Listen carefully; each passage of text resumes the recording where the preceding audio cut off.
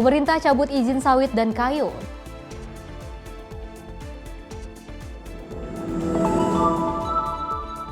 Natal kembali meriah di Bethlehem dan Vatikan.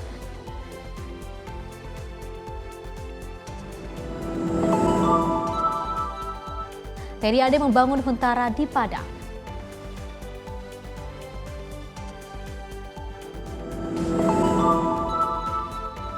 Napi Rutan Salemba dapat remisi Hari Raya Natal.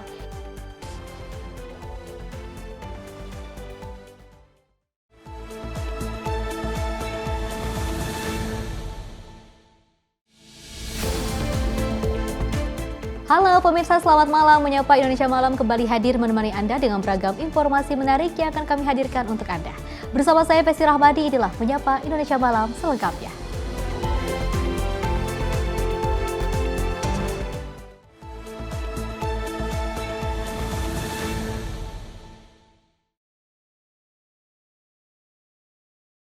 Pemirsa, kita awali dengan berita utama di mana pemerintah mencabut izin perkebunan sawit dan pemanfaatan kayu untuk memperketat tata kelola sumber daya alam. Langkah ini dilakukan guna untuk mencegah kerusakan lingkungan dan juga mengurangi risiko bencana. Pasca 1 bulan banjir dan longsor yang melanda Sumatera Barat, Aceh, dan Sumatera Utara, pemerintah menegaskan perlunya perbaikan menyeluruh dalam pengelolaan sumber daya alam untuk mencegah bencana serupa terjadi kembali. Menteri Koordinator Bidang Pembangunan Manusia dan Kebudayaan Pratikno menyampaikan hal ini dalam press update penanganan bencana di Banda Aceh pada Kamis 25 Desember usai meninjau langsung lokasi terdampak. Pemerintah pusat mengambil langkah tegas dengan menata ulang pengelolaan hutan dan sumber daya alam di Pulau Sumatera, termasuk mencabut izin usaha skala besar yang berpotensi merusak lingkungan. Selain sektor kehutanan, aktivitas pertambangan yang beresiko terhadap lingkungan juga ditindak dengan 5 perusahaan tambang besar disegel. Pratikno menegaskan langkah penegakan hukum ini sebagai sinyal bahwa pemerintah tidak lagi mentolerir praktik usaha yang mengabaikan keselamatan masyarakat dan kelestarian lingkungan. Pemerintah pusat dalam hal ini Menteri Kehutanan telah mencabut izin pemanfaatan lahan dalam skala besar, termasuk jutaan hektar izin perkebunan sawit dan izin pemanfaatan kayu hasil hutan. 5 perusahaan tambang besar yang dianggap berisiko memicu kerusakan lingkungan. Ini adalah sikap tegas pemerintah bahwa ke depan kita harus menjadi lebih baik. Kebijakan ini sejalan dengan arahan Presiden Prabowo Subianto agar penanganan pasca bencana tidak hanya fokus pada pemulihan fisik, tetapi juga pada pengelolaan sumber daya yang berkelanjutan. Tim redaksi Sinpo TV melaporkan. Pemirsa, Presiden Prabowo Subianto juga meminta seluruh pemerintah untuk tidak libur dan tetap fokus untuk menangani bencana. Kementerian dan lembaga diinstruksikan untuk bergerak cepat hingga masyarakat terdampak pulih sepenuhnya.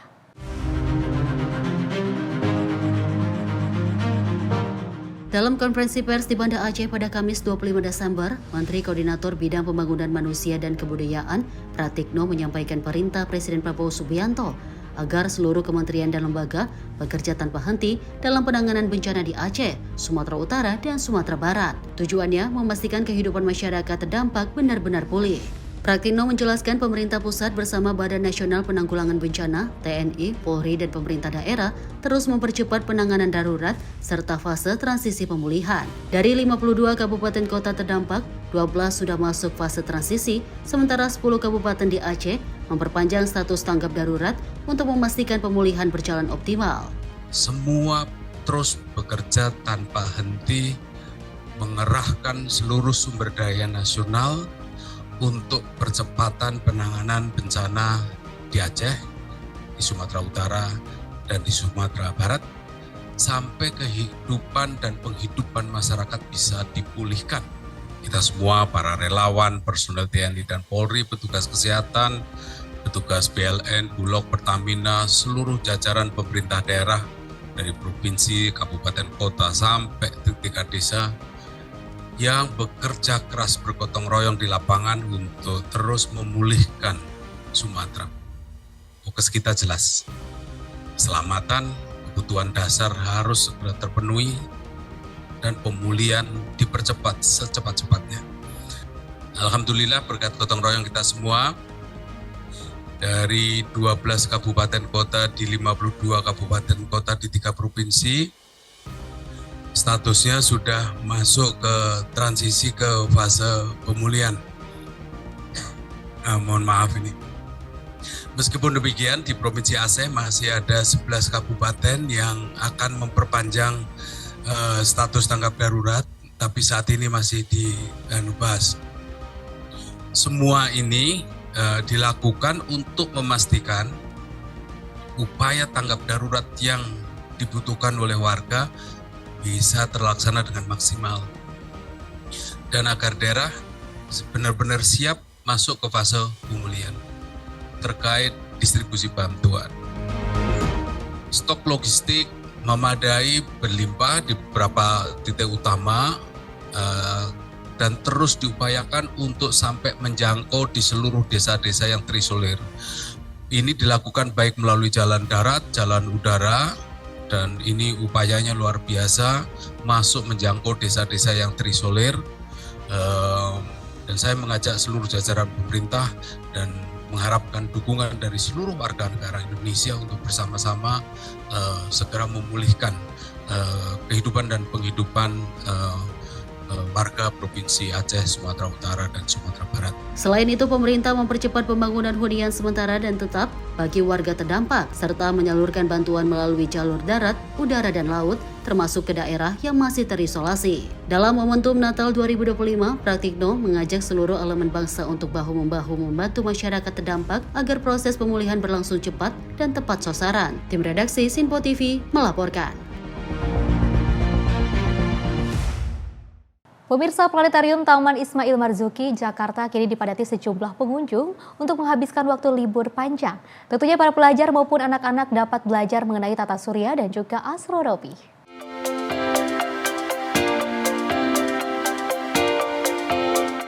Gubernur dan Wakil Gubernur DKI Jakarta Pramono Anung dan Rano Karno resmi membuka planetarium di Taman Ismail Marzuki, Jakarta setelah 13 tahun tidak beroperasi. Planetarium kali ini tampil berbeda dengan lebih modern, adanya artificial intelligence atau AI. Selang 2 hari pembukaan, antusias masyarakat begitu tinggi dengan terlihatnya antrian yang panjang. Khusus bagi pelajar, Gubernur DKI Jakarta Pramono Anung memberikan tiket gratis masuk selama 3 bulan. Sedangkan pendamping ataupun non-pelajar dikenakan biaya Rp10.000 saja. Adapun jadwal penayangan ini perharinya terbagi 4 sesi, yakni jam 9, jam 11.30, jam 14.00, dan jam 16.00 waktu Indonesia Barat. Kalau untuk kuota kita tiap harinya ada 200 ya berdasarkan jumlah seatnya, tapi memang ada beberapa seat yang kita kosongkan ya karena angle untuk menontonnya juga kita perhatikan. Ini adalah kado dari gubernur kita ya untuk para pelajar di Jakarta dan sekitarnya, tapi baik juga dari luar kota hadir. Tidak ada persyaratan khususnya cuma pelajar. Dengan menunjukkan kartu pelajarnya atau KJP itu udah bisa untuk akses nonton di planetarium. Jadi itu free untuk semua pelajar. Dan buat pendampingnya bisa orang tua, bisa guru, itu kita kenakan Rp10.000. Ini juga tarif yang sama buat penonton umum. Ya, yang tidak bisa membuktikan bahwa pelajar, ya kita masukkan ke dalam kategori umum dan hanya membayar tiket Rp10.000. Jadi kita membuka sistem registrasi online. Syaratnya sangat mudah, cukup follow Instagram kita di tim.cikini. Ya, di situ banyak informasi terkait dengan planetarium, jadwal tonton, kemudian ada link untuk registrasi online-nya. Di mana registrasi online itu akan terbuka kalau kuotanya masih ada. Tapi kalau kuotanya udah habis, link itu tidak bisa diakses. Jadwal penayangan untuk sementara kita tayang 4 kali. Untuk pagi itu di jam 9 pagi. Kemudian untuk waktu tayang yang kedua itu jam 10 ya. Kemudian 10.30. Terus kemudian 11.30. Kemudian untuk yang ketiga itu jam 14 dan terakhir itu sore di jam 16.30. Ya, efektif 3 bulan dari kemarin tanggal 25 Desember di hari Natal kita buka mulai di jam 11:30. Tapi untuk di hari Jumat kita majukan di jam 11 karena ada waktu sholat Jumat. Terus kemudian waktu kita buka tiap hari kecuali hari Senin. Jadi hari Senin kita ambil hari liburnya. Ya pastinya kita akan menambah jam tayang ya. Karena untuk kuota kan nggak bisa ya. Semuanya tergantung seat, kan kita nggak mungkin menambah seat ya. Karena pertimbangannya dari sisi kenyamanan, kemudian dari sisi ruangan juga itu terbatas. Jadi pastinya akan menambah jam tayang. Cuma kan ini masih perdana di kami, jadi masih berproses. Karena kita juga butuh sistem tiketing juga pastinya. Kalau untuk sekarang kan kita masih jalankan semi konvensional. Di sisi lain, para pengunjung yang hadir merasa senang dikarenakan bisa memberikan edukasi kepada anak-anak tentang sains tata surya dan astronomi. Momen ini dimanfaatkan agar selama masa libur panjang dapat digunakan dengan hal yang bermanfaat. Tanggapannya bagus ya, karena memang udah lama banget dari zaman saya SD baru ada lagi gitu kan. Terus anak-anak biar bisa tahu lagi, memang kita kurang banget tempat-tempat seperti ini gitu. Paling cuma ada di sini atau di Bosya saja gitu. Memang perlu banget kayak gini. Terus kalau bisa setiap saat show-nya ada terus, karena ini baru, minatnya banyak, kita harus berebutan tiket yang luar biasa cepat. Dalam 1 menit sudah habis, sold out ya. Jadi kalau bisa ditambah lagi show-nya gitu sih. Terus durasinya kalau bisa diperpanjang lagi. Ada, karena gini, saya 4 email, terus yang di-approve cuma 2, kemudian udah 2 itu ternyata beda show gitu. Alhamdulillah, tapi bisa kita tukar tiket lah gitu ya, diusahakan, terus bisa masuk semua gitu. Murah banget gitu, dengan harga yang 10.000 per orang, terus kita bisa menikmati seperti itu, udah luar biasa sih, bagus banget. Baik sih untuk apalagi buat pelajar ya, biar mendidik, biar tahu juga apa keindahan di bumi ini seperti itu Mas. Biar mengetahui dan mempelajari tentang yang ada di bumi seperti planet-planet dan yang lain-lain. Untuk harga tiket sendiri ini tergolong murah atau mahal? Kalau ini sih murah, relatif murah. Dari Jakarta, Farizal Ahmad Amin, Sinpo TV melaporkan. Pemirsa, kabar gembira datang dari setelah 13 tahun sudah tidak beroperasi lagi. Kini planetarium yang juga berlokasikan di Taman Ismail Marzuki, Jakarta kembali hadir untuk mengisi waktu libur panjang Natal dan Tahun Baru. Dan tentunya bagaimana keseruan berlibur sambil belajar Planetarium Jakarta? Berikut laporan dari reporter Muhammad Fahrizal dan juga juru kamera Ahmad Amin. Ya baik pemirsa, baru saja saya merasakan di mana saya menyaksikan secara langsung planetarium yang ada di Taman Ismail Marzuki, Jakarta. Dan planetarium ini sendiri sudah 13 tahun tidak beroperasi lagi, dan kini baru saja diresmikan pada 23 Desember 2025 oleh Gubernur Jakarta Pramono Anung dan Wakil Gubernur DKI Jakarta Rano Karno. Nah pemirsa, untuk kuota ini sendiri terdapat 200 kuota saja, dan itu hanya 5 menit saja sudah sold out, dibeli oleh sejumlah pengunjung yang antusias tinggi dengan untuk menyaksikan planetarium yang menampilkan tata surya, astronomi, dan berbagai galaksi. Kali ini saya coba untuk mengajak Anda yang menjadi daya tarik pengunjung, di mana ini salah satu ada hologram Pramono Anung yang menjadi daya tarik para pengunjung ini sendiri. Dan bisa kita lihat jika kita mengklik ini, Gubernur DKI Jakarta kita sedang menggunakan pakaian astronot. Saya akan coba untuk berbicara. Halo, selamat pagi Mas Pram.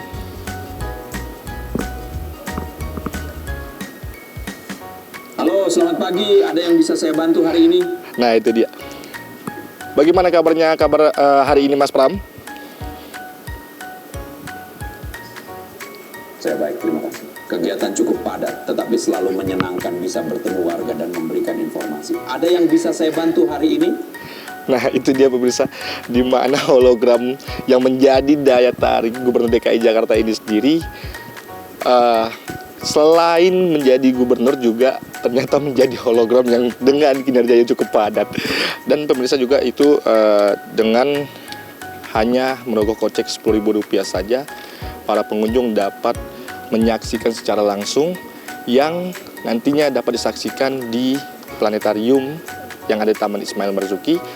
Nantinya para pengunjung dapat menyaksikan di atas dom ataupun kubah di Taman Ismail Marzuki ini sendiri Nantinya di sini akan ditampilkan berbagai tayangan film yang berdurasi 30 hingga 40 menit. Dan itu juga pemirsa, di mana antusiasme masyarakat juga yang begitu tinggi dengan bisa memberikan edukasi terhadap anak-anak, di mana terhadap anak-anak ini sendiri bisa belajar tentang tata surya dan astronomi. Dan khususnya bagi para pelajar ini sendiri digratiskan selama 3 bulan, dan untuk non pendamping atau pendamping ataupun non pelajar itu hanya dikenakan biaya sekitar Rp10.000 saja. Nah, untuk mengisi waktu luang sambil edukasi terhadap anak-anak, Taman Ismail Marzuki, tepatnya planetarium, menjadi pilihan tepat untuk mengisi liburan Nataru kali ini. Demikian dari informasi yang dapat kami sampaikan dari Jakarta, Farizal Ahmad Amin, Simpo TV melaporkan.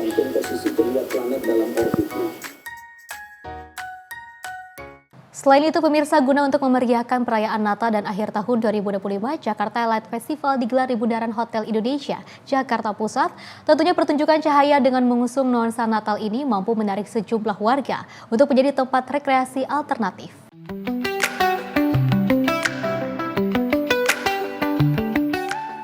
Gemerlap lampu dihadirkan dalam Jakarta Light Festival 2025 digelar di Bundaran Hotel Indonesia Jakarta Pusat.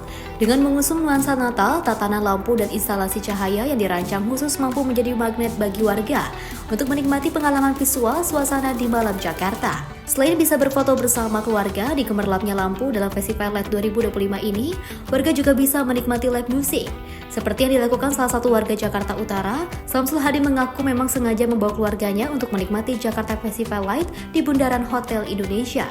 Selain bisa menikmati suasana malam, rekreasi alternatif ini dinilai hemat karena tidak dipungut biaya. Sama anak, istri, memang sengaja bang buat nikmatin festival ini? Iya, sengaja datang ke sini dari Ancol. Ini gimana nih bang tanggapannya bang terkait festival lampu-lampu ini bang? Bagus sih. Saya lihat dari kemarin tuh kayaknya bagus kalau untuk ajak keluarga ke sini gitu. Ini sekalian manfaatin libur Natal apa gimana bang? Iya betul, sekalian memanfaatkan libur Natalnya, sekalian datang jalan-jalan ke sini. Tidak hanya itu, hal yang sama juga dikatakan oleh Amelia. Dirinya menilai kemeriahan Jakarta Festival Light sangat menghibur warga Jakarta yang tidak berlibur ke kampung halaman. Terlebih banyaknya lampu-lampu yang memanjakan mata ini dikatakan mirip seperti di negara Singapura.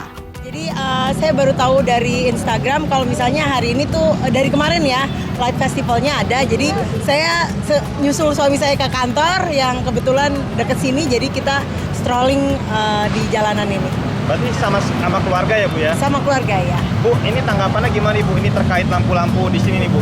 Saya sih ngerasanya seperti di Singapura Orchard ya. Jadi cukup meriah tahun ini karena saya pikir belum pernah ada sebelumnya di Jakarta. Berarti dengan adanya lampu ini cukup menghibur ya Bu ya?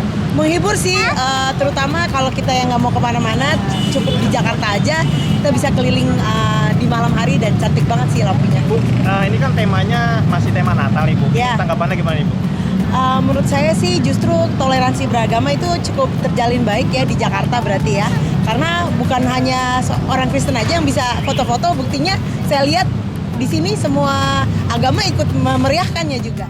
Selain memikat para pejalan kaki, sejumlah pengendara motor juga tak sedikit yang berhenti sejenak untuk melihat festival tersebut. Nona Kolo salah satunya yang mengapresiasi Festival Light yang digelar oleh Pemprov DKI Jakarta. Festival dengan nuansa Natal ini dinilai memiliki simbol toleransi di DKI Jakarta. Jadi saya bersyukur banget dengan gubernur sekarang, terus ya puji Tuhan sekarang kan banyak yang kayak gini ya. Kalau dibandingkan tahun kemarin masih kurang ya. Tapi tahun ini keren sih. Mbak, dengan adanya festival ini nih Mbak, ini tanggapannya gimana nih Mbak? Semoga kalau tahun depan juga bisa ada festival seperti ini sih. Biar kita saling toleransi lah sesama umat beragama. Sementara itu, Jakarta Light Festival 2025 akan berlangsung hingga 27 Desember nanti di setiap pukul 6 sore hingga pukul 10 malam. Dari Jakarta, Tim Liputan Simpo TV melaporkan. Pemirsa, jika bosan untuk merayakan liburan di hotel dengan pemandangan hiruk-pikuk perkotaan di Kabupaten Malang, Jawa Timur, ada satu lokasi wisata paket komplit untuk menawarkan pemandangan alam, penginapan alam, sekaligus pemicu adrenalin dari alam.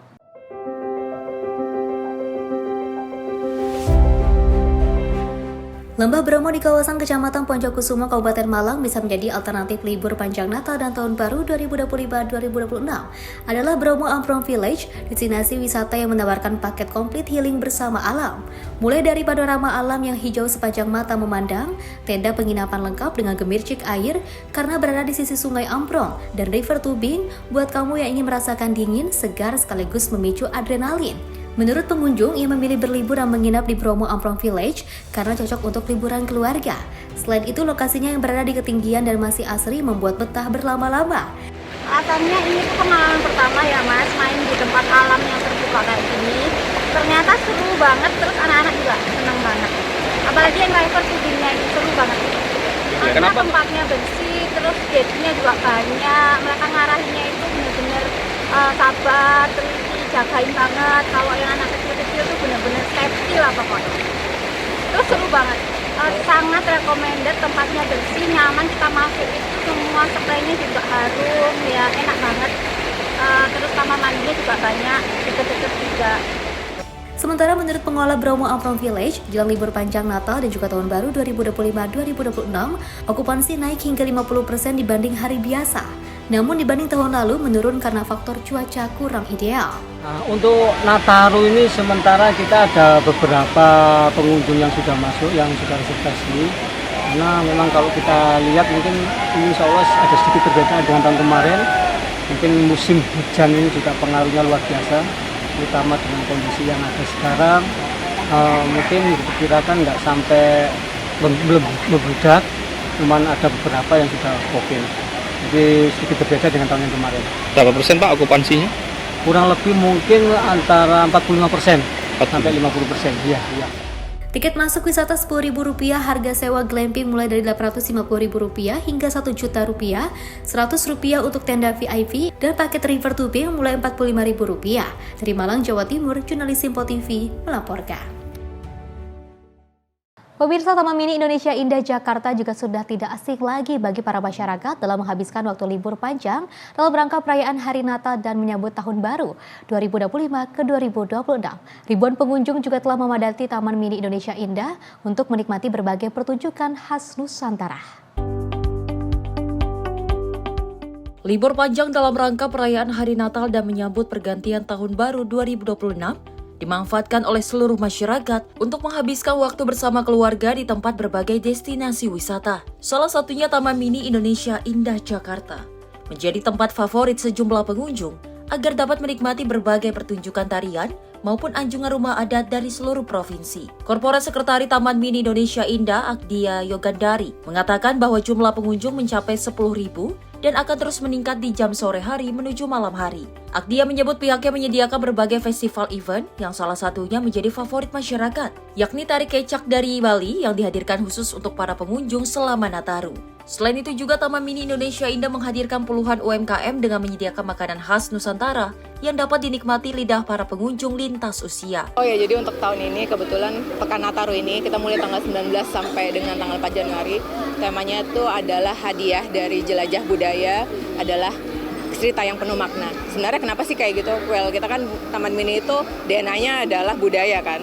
Nah, dari Injourney Group juga gitu. Jadi yang kita kasih adalah perjalanan dari hati. Jadi karena kita yang ada ini adalah budaya, jadi kita memberikan warga-warga yang datang ke sini tuh cerita-cerita yang penuh makna. Nggak cuman dengan budaya-budayanya aja, tapi ternyata juga kita aktivasinya tuh dengan multisensori. Mungkin kayak yang teman-teman bisa lihat di sini. Dari masalah apa yang kita lihat aja rame banget, banyak hal-hal yang menarik dari anjungan dan segala macam. Dari segi taste, di lidah sendiri juga kita punya bazar sukarya, apalagi dari pendengaran juga kita punya banyak acara berkaitan dengan musik. Sejumlah pengunjung mengaku selain tiketnya yang murah, berlibur di TMII dapat memberikan edukasi kepada anak-anak untuk mengenal beragam budaya Nusantara. Alasan kita main-main ke sini itu biar itu anak-anak lebih kenal budaya, kebudayaan, karena di sini tuh untuk anak-anak bagus banget, tempatnya suasananya adem, kebudayaan yang mereka belum tahu jadi tahu semua gitu. Jadi ya pas aja buat momen keluarga di sini ngabisin Natarunya, ngumpul-ngumpul juga itu. Bagusnya di sini gitu. Dingin juga tempatnya, sejuk. Pokoknya the best deh Taman Mini gitu. Oke Ibu, ini rencananya akan mengunjungi tempat apa saja nih selama di Taman Mini? Selama di Taman Mini, entah abis ini rencana mau ke Keong, ke tempat Istana Boneka, ntar mau ngeliat tari kecak juga. Karena sini banyak seruan dah.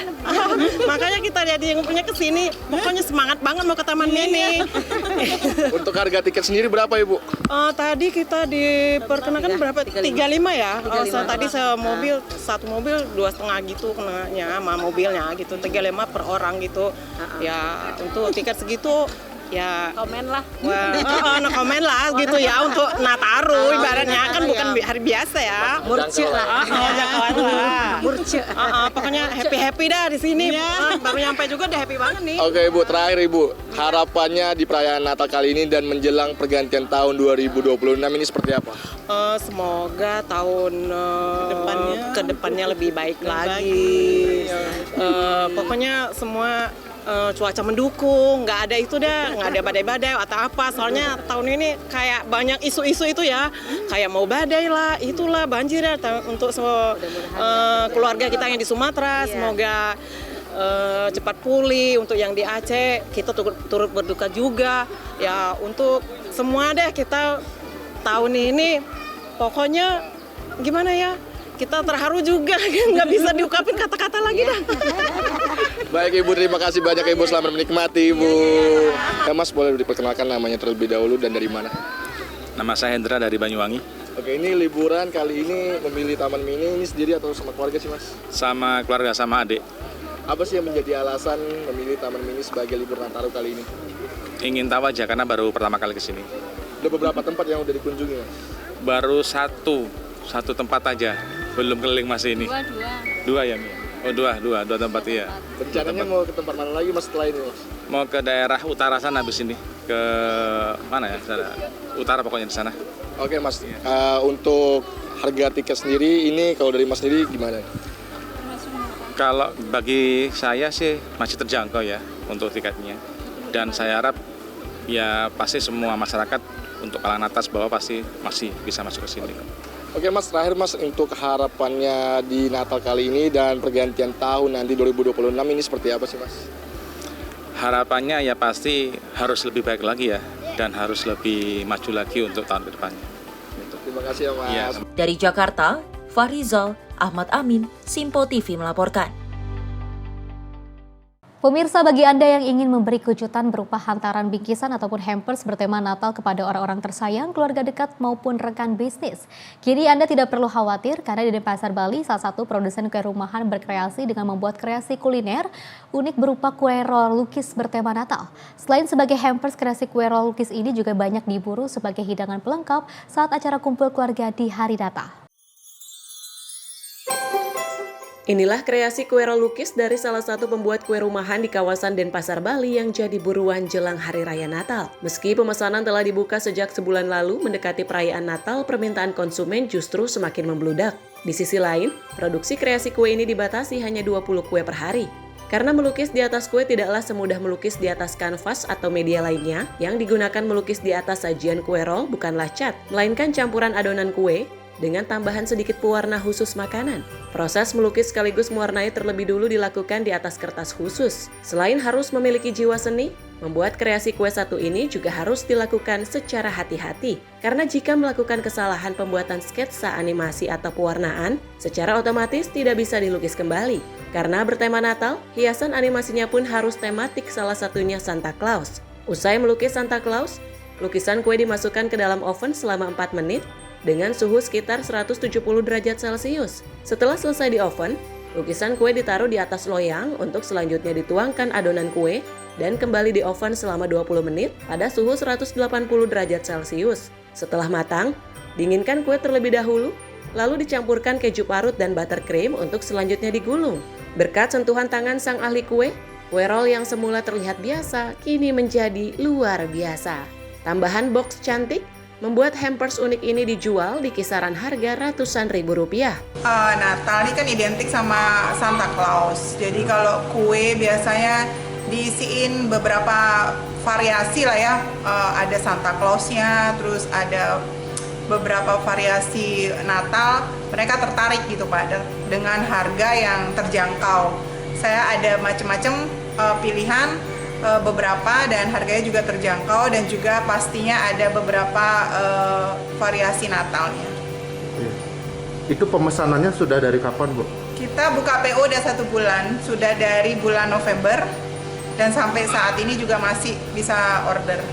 Ya, sampai berapa hari jelang Natal ini, Bu? Sampai 24 Desember. Itu full terus bookingannya, Bu ya? Kita saat ini setiap hari udah full, jadi yang masih ready mungkin tanggal 24, Pak.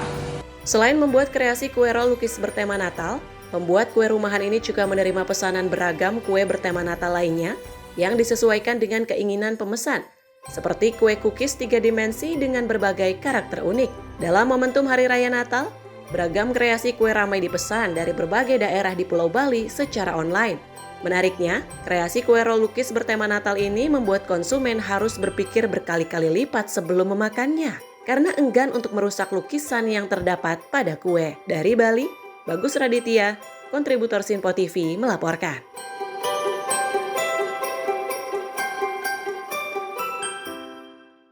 Pemirsa, antrean MBG di momen hari libur sekolah, informasinya usai jeda berikut ini.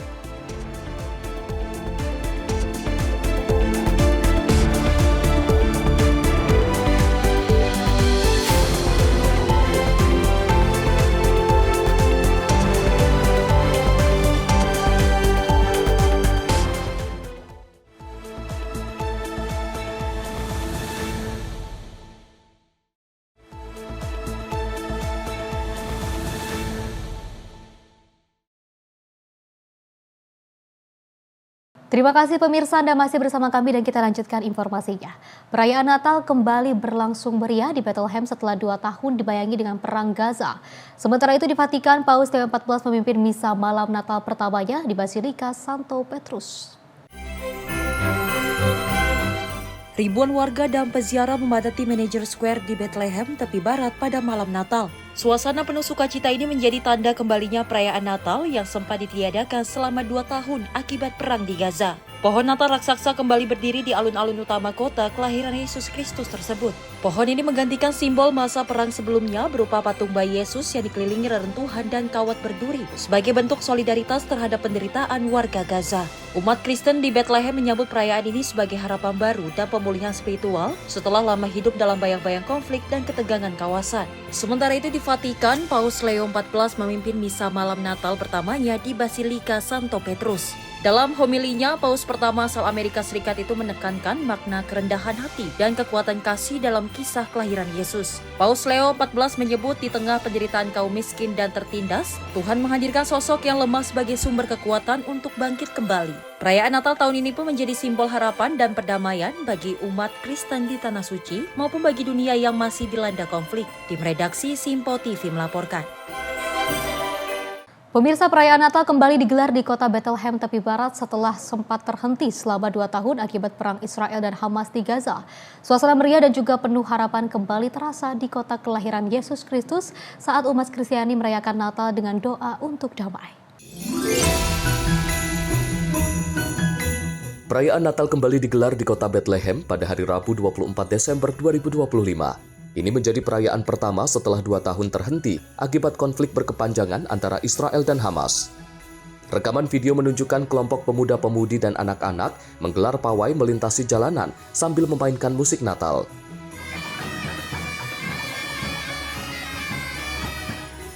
Warga terlihat menyaksikan perayaan tersebut di sepanjang jalur yang dilewati. Video juga merekam kedatangan Patriark Latin Yerusalem, Kardinal Pier Battista Pizzaballa, yang terlihat menyapa warga. Sementara petugas keamanan melakukan pengamanan di sekitar lokasi. Salah satu warga setempat, Arich Hawari, menyampaikan kebahagiaannya atas kembali digelarnya perayaan Natal. Ia menyampaikan ucapan selamat Natal dari kota kelahiran Yesus, serta harapan agar perayaan ini membawa damai dan cinta bagi rakyat Palestina dan dunia. Dirinya juga mengajak masyarakat internasional untuk datang ke Palestina dan menegaskan bahwa rakyat Palestina adalah masyarakat yang cinta damai dan menghormati semua agama dan golongan. Juru bicara kepolisian Palestina, Lowey Arzikot, menyebut lebih dari 700 personil polisi dikerahkan untuk menjamin keamanan kedatangan Patriark Latin ke Manger Square, dan gereja kelahiran. Perayaan Natal di Bethlehem tidak hanya meliputi ritual keagamaan seperti misa tengah malam, namun juga tradisi sosial seperti pohon Natal yang dihias, saling bertukar hadiah, serta berbagi hidangan khas Natal bersama keluarga. Tim redaksi Sinpo TV melaporkan. Pemirsa, misa Natal kembali digelar di kota Gaza Timur. Perayaan ini menjadi yang pertama setelah perang di jalur Gaza resmi terhenti. Di tengah suasana haru dan juga penuh harapan, umat Kristiani di Gaza menyambut Natal dengan doa untuk damai dan kehidupan yang lebih baik. Misa Natal digelar pada hari Rabu di Gereja Holy Family, kota Gaza, bagian timur. Ini menjadi perayaan Natal pertama sejak perang di jalur Gaza berhenti. Rekaman video menunjukkan para jemaat datang ke gereja sebelum ibadah dimulai. Lagu-lagu rohani dinyanyikan dan kitab suci dibacakan dalam doa bersama. Salah satu jemaat, Amal Hilal, menyampaikan rasa syukur dan harapan baru. Ia mengaku bersyukur bisa kembali merasakan kehidupan normal setelah 2 tahun diliputi kehancuran, kelelahan, dan derita.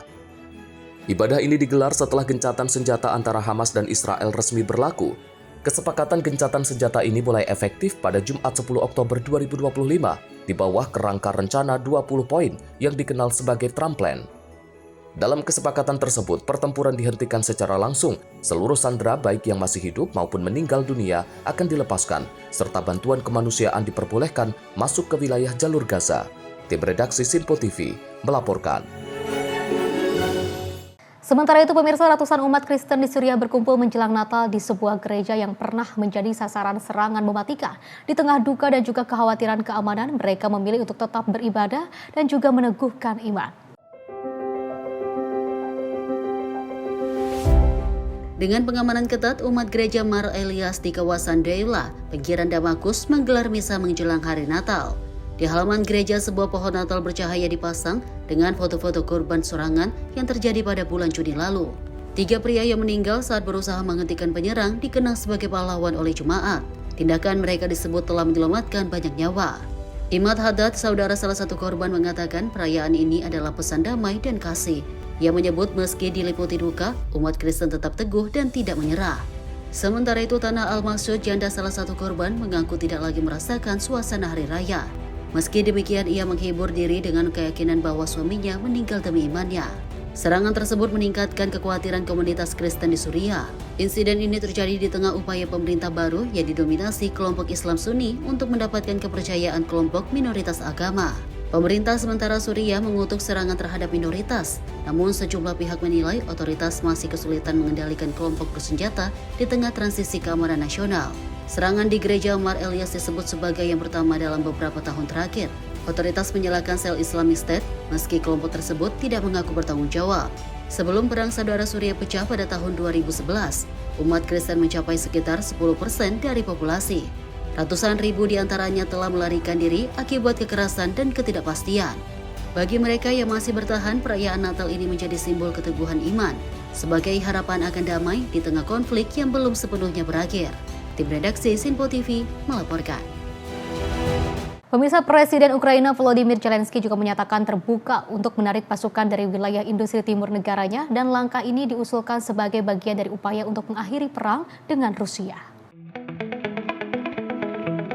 Zelensky mengatakan Ukraina bersedia menarik pasukan dari wilayah Donbas, namun dengan syarat Rusia juga harus melakukan hal serupa dan kawasan tersebut ditetapkan sebagai zona demilitarisasi. Zona tersebut direncanakan akan diawasi oleh pasukan internasional. Langkah ini menjadi salah satu opsi kompromi dalam perundingan damai mengingat status Donbas selama ini menjadi titik sengketa utama. Zelensky menyebut gagasan ini berasal dari Amerika Serikat. Washington mengusulkan pembentukan zona ekonomi bebas yang bersifat demilitarisasi. Namun Zelensky mengakui detail terkait sistem pemerintahan dan pembangunan wilayah tersebut masih belum jelas. Menurut Zelensky, skema serupa juga bisa diterapkan di sekitar pembangkit listrik tenaga nuklir Zaporizhzhia. Fasilitas tersebut saat ini masih berada di bawah kendali Rusia. Zelensky menegaskan setiap kesepakatan damai harus dapat persetujuan rakyat Ukraina. Oleh karena itu, rencana tersebut akan diajukan melalui referendum nasional. Presiden Ukraina juga menyampaikan rencana damai ini terdiri dari 20 poin utama. Rancangan tersebut disusun bersama negosiator Ukraina dan Amerika Serikat dalam pertemuan di Florida. Meski demikian, Zelensky menyebut sejumlah detail masih dalam pembahasan. Tim redaksi Sinpo TV melaporkan. Informasi lainnya, pemirsa, Kementerian Kelautan dan juga Perikanan mempercepat penyusunan dan juga penetapan rencana zonasi kawasan strategis nasional dalam kelautan untuk memperkuat kepastian pemanfaatan ruang laut dan juga mendukung ekonomi biru berkelanjutan.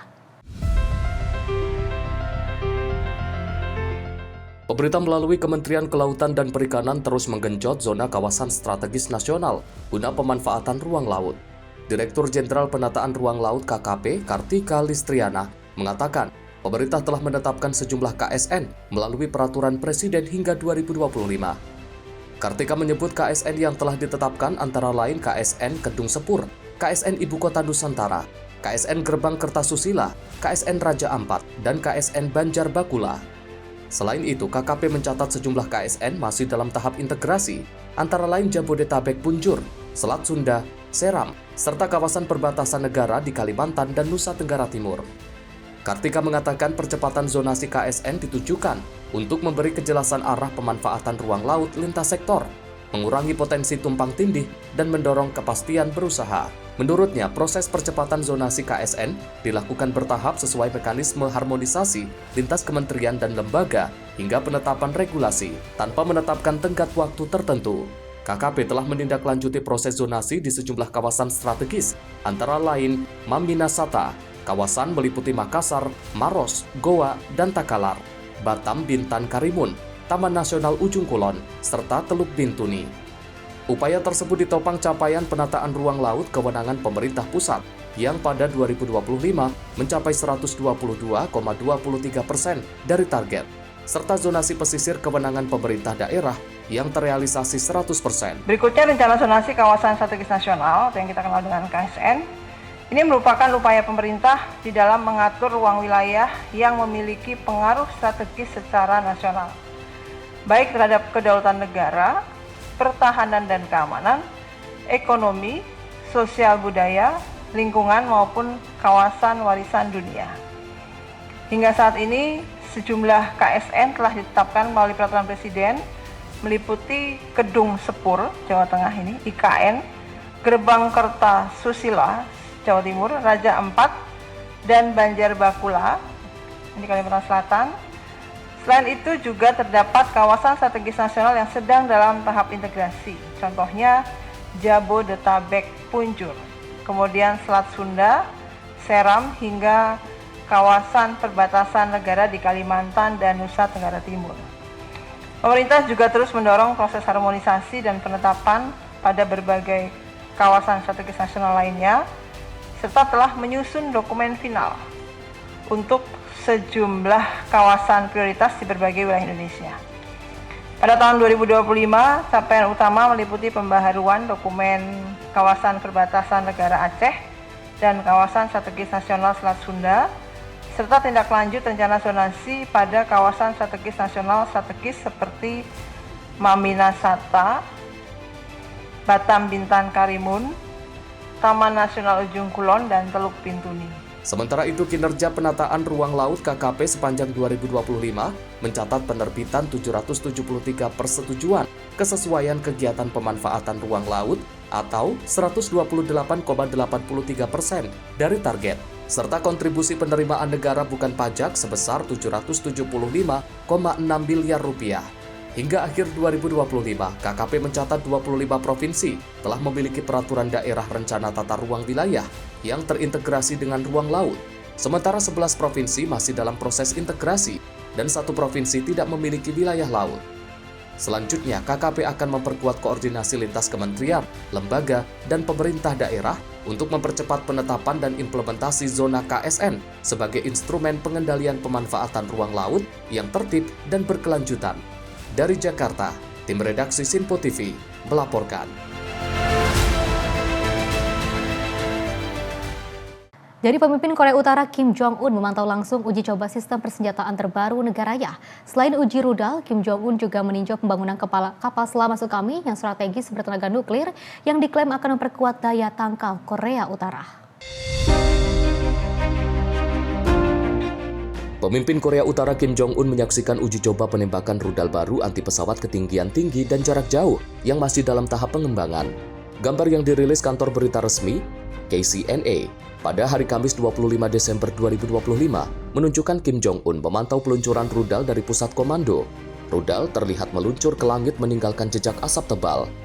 Menurut KCNA, uji coba tersebut dinyatakan berhasil. Rudal diklaim menghantam target simulasi secara akurat pada ketinggian 200 km. Pada hari yang sama, Kim Jong-un juga meninjau proyek pembangunan kapal selam strategis bertenaga nuklir seberat 8.700 ton. Dalam kunjungan tersebut, Kim didampingi putrinya Kim Ju-ae serta sejumlah pejabat tinggi pemerintah. Kapal selam tersebut disebut sebagai langkah balasan atas rencana Korea Selatan yang bersama Amerika Serikat berencana membangun kapal selam serang bertenaga nuklir. Berdasarkan rencana 5 tahun pengembangan persenjataan yang ditetapkan pada tahun 2021, kapal selam nuklir ini ditargetkan rampung pada akhir tahun 2025. Saat ini, hanya 6 negara di dunia yang memiliki kapal selam strategis bertenaga nuklir, yaitu Amerika Serikat, China, Rusia, Inggris, Prancis, dan India. Tim redaksi Sinpo TV melaporkan. Informasi lainnya, pemirsa, momentum libur panjang sekolah, siswa dan juga wali murid antri untuk makanan bergizi gratis di Kelurahan Margasari, Karawaci, Kota Tangerang pada Jumat kemarin. Dan didistribusikan untuk 4 hari sekaligus dengan cara memberitahukan wali murid untuk datang ke sekolah setiap sepekan sekali di momentum libur sekolah.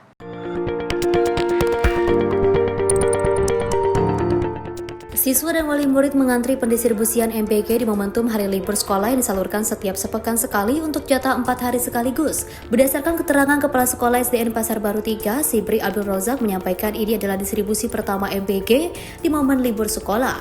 Untuk mekanisme pembagiannya, MBG bisa diambil langsung oleh siswa atau diwakilkan orang tua. Di momentum libur sekolah, menu MBG menyajikan makanan kering seperti susu, kemasan roti tawar, telur rebus, hingga buah-buahan. Karena hari ini ya pembagian MBG masa libur sekolah. Ya, ini untuk hari minggu pertama ini. Ya, untuk jatah untuk kegiatan 4 hari ke depan. Nah, nanti untuk minggu selanjutnya ada lagi. Sebenarnya per hari karena memang libur ya atau efisiensi waktu mungkin ya. Jadi dikondisikan dibagi sekaligus selama untuk jatah 4 hari ke depan. Mekanisme pembagiannya ya per kelas, dibagi per kelas, tetap per kelas sesuai dengan seperti hari biasa per kelas dibagikan. Berapa kelas Bapak di sini?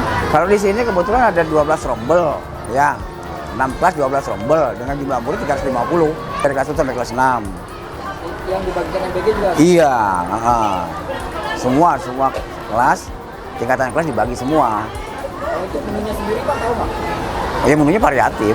Ya, ada tiap hari variatif. Hari ini apa Pak? Hari ini makanan kering. Makanannya berarti snack lah artinya gitu kan, kalau makanan kering gitu kan. Pokoknya selama liburan ya makan kering semua.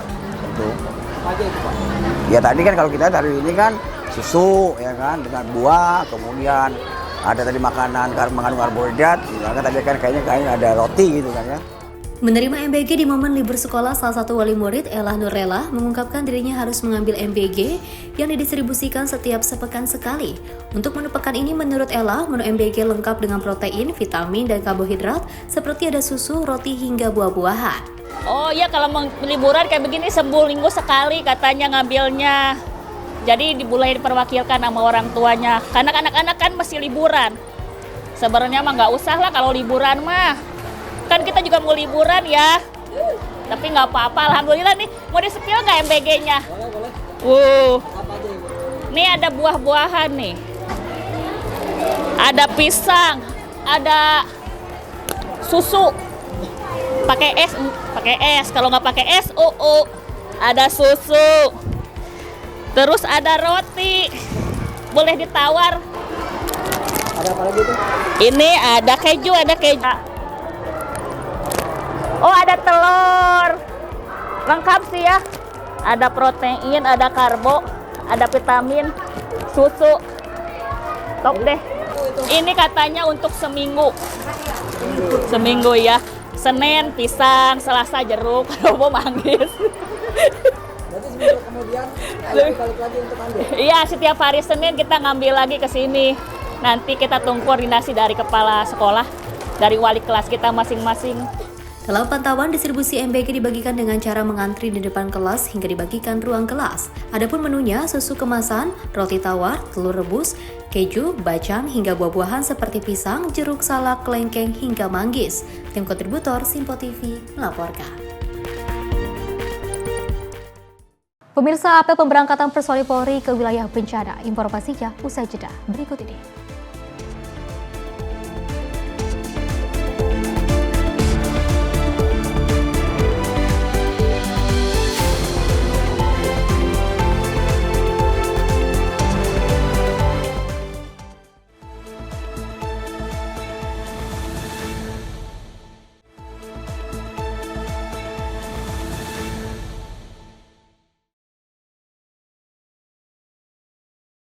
Pemirsa, Anda masih menyaksikan Menyapa Indonesia Malam dan kita lanjutkan informasinya. Tim tanggap darurat Kementerian PU bergerak cepat untuk menyalurkan distribusi air bersih dengan mengirim sejumlah truk tangki air ke beberapa lokasi yang juga paling terdampak di Kota Padang, Sumatera Barat. Warga di Kota Padang akhirnya bisa menikmati air bersih dari hidran umum yang disediakan Kementerian Pekerjaan Umum. Bermodal wadah seperti ember, jerigen, puluhan warga dengan tertib menunggu antrian untuk mendapatkan air bersih dari hidran umum. Salah satu lokasi yang terus mendapatkan pasokan air bersih akibat saluran perpipaan air rusak diterjang banjir adalah Desa Surya Gadang, Kecamatan Nanggalo, Kota Padang, Sumatera Barat. Mengetahui vitalnya kebutuhan air bersih bagi masyarakat terdampak bencana, tim tanggap darurat Cipta Karya Kementerian PU bergerak cepat menyalurkan air bersih dengan hidran air dan mobil tangki air. Warga Kelurahan Surya Gadang mengucapkan terima kasih kepada pedulinya Kementerian Pengairan PU ya. PU Pak, Kementerian PU saja Pak. Kementerian PU atas bantuan air bersih ya. Ini sudah mendekati 1 bulan. Pipa yang lain kayak kami ini belum mati terus, belum ada follow up-nya. Kami mohon bantulah ya kepada Kementerian PU untuk nge-push ke PDAM ya, supaya air ini cepat hidup lah ya. Ini kebutuhannya tidak memadai dengan 2 kubik dengan kakak sebanyak ini, apalagi banyak anak kecil, itu tidak mencukupi bagi kami ya. Kementerian PU menyebar truk tangki air bersih ke sejumlah lokasi yang warganya masih kesulitan mendapatkan akses air bersih yang bersumber dari daerahnya. Truk tangki air yang dikirim ada yang langsung mendistribusikan air bersih langsung ke warga, ada juga yang digunakan untuk mengisi hidran air atau tangki air bersih yang memang sudah lebih dulu dipersiapkan petugas Kementerian PU. Gerak cepat tim tanggap darurat Kementerian PU merupakan upaya nyata dari pernyataan Menteri PU Dodi Hanggodo yang menegaskan prinsip Kementerian PU adalah memastikan masyarakat terdampak mendapatkan layanan dasar yang layak dan aman selama masa tanggap darurat. Tim redaksi Sinpo TV melaporkan. Pemirsa, Tentara Nasional Indonesia Angkatan Darat kembali menunjukkan komitmennya dalam mendukung penanganan bencana alam dengan memberangkatkan kapal Adrili guna mendistribusikan bantuan logistik dan juga material ke sejumlah wilayah terdampak di Provinsi Sumatera Utara dan juga Aceh. Tentara Nasional Indonesia Angkatan Darat kembali menunjukkan komitmennya dalam mendukung penanganan bencana alam dengan memberangkatkan kapal Adri LII guna mendistribusikan bantuan logistik dan material ke sejumlah wilayah terdampak di Provinsi Sumatera dan Aceh.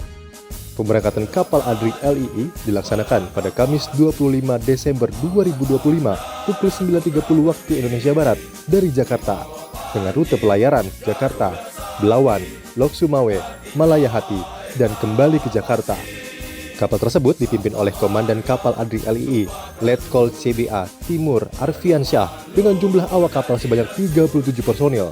Kapal Adri LII membawa berbagai dukungan logistik dan material guna mendukung operasi penanggulangan bencana, antara lain jembatan beli dan armco, tenda pengungsian berbagai jenis, perlengkapan tidur, perlengkapan perorangan prajurit, kendaraan taktis, hingga bantuan kemanusiaan dari pimpinan TNI. Muatan tersebut akan didistribusikan ke wilayah Medan dan Lok Sumawe sesuai kebutuhan di lapangan. Beberapa dukungan utama yang diangkut antara lain 2 set jembatan beli Garuda dari Kementerian Pertahanan, ratusan unit tenda, ribuan perlengkapan logistik serta kasur lipat, bantal, sepatu boot, jas hujan, serta kendaraan pendukung seperti ran tangki, ran strada Triton. Beberapa dukungan utama yang diangkut antara lain 2 set jembatan beli Garuda dari Kementerian Pertahanan, ratusan unit tenda, ribuan perlengkapan logistik seperti kasur lipat, bantal, sepatu boot, jas hujan, serta kendaraan pendukung seperti ran tangki, ran strada Triton, dan kendaraan pengangkut Huntara.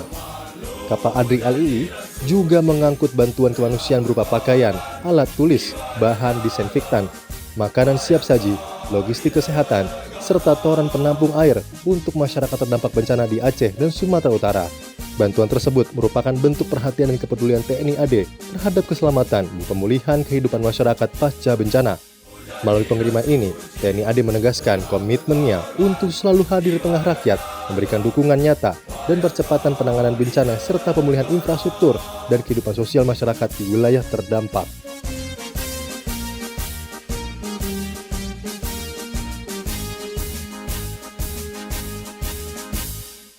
Pemirsa, Satgas Penanggulangan Bencana Alam ataupun Kodam Iskandar Muda terus mempercepat pemulihan pasca bencana dan juga tanah longsor di Provinsi Aceh. Salah satu upaya yang dilakukan yaitu membangun hunian sementara atau huntara bagi warga terdampak di Kabupaten Pidi Jaya.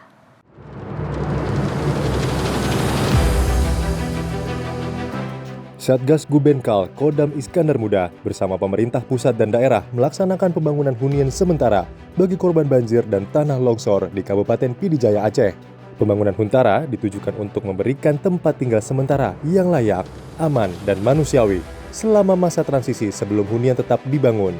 Huntara dibangun dengan konsep cepat bangun menggunakan rangka baja ringan, dinding papan semen, lantai multiplek, serta atap zinkalum.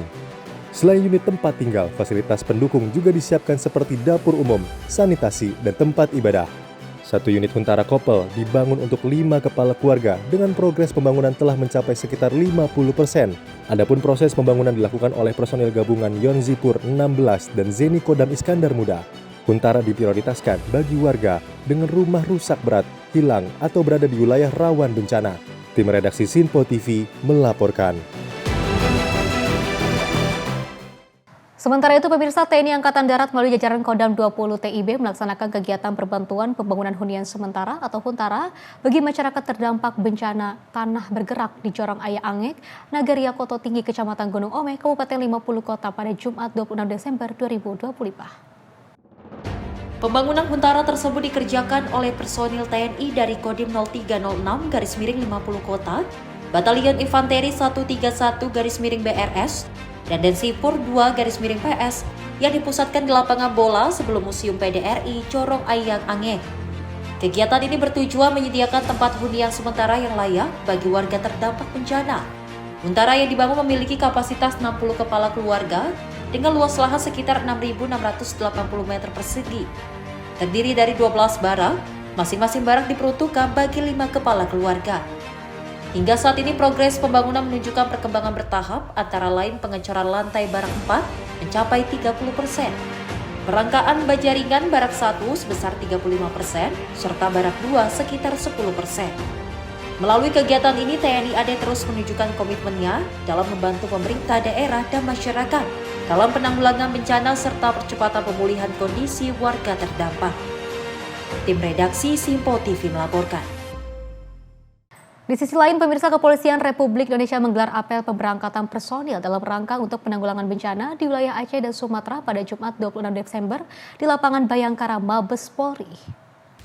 Wakapolri Dedi Prasetyo menjelaskan untuk menindaklanjuti permintaan Badan Penanggulangan Bencana, Polri mengirimkan tambahan 1.500 personil ke beberapa daerah terdampak bencana seperti Aceh, Sumatera Barat, dan Sumatera Utara. Jumlah tersebut terdiri dari 600 personil yang akan ditempatkan di Aceh dan 900 personil lainnya merupakan personil Nusantara dari berbagai daerah yang akan ditempatkan di beberapa titik.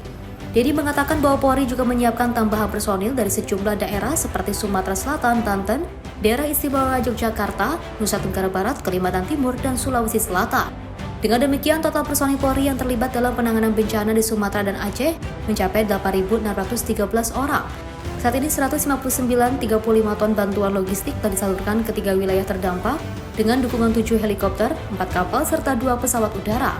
Selain distribusi logistik, Polri mendirikan 91 posko tanggap bencana dan mengoperasikan ratusan sumur bor untuk memenuhi kebutuhan air bersih masyarakat, terutama di lokasi pengungsian, fasilitas kesehatan, dan tempat ibadah.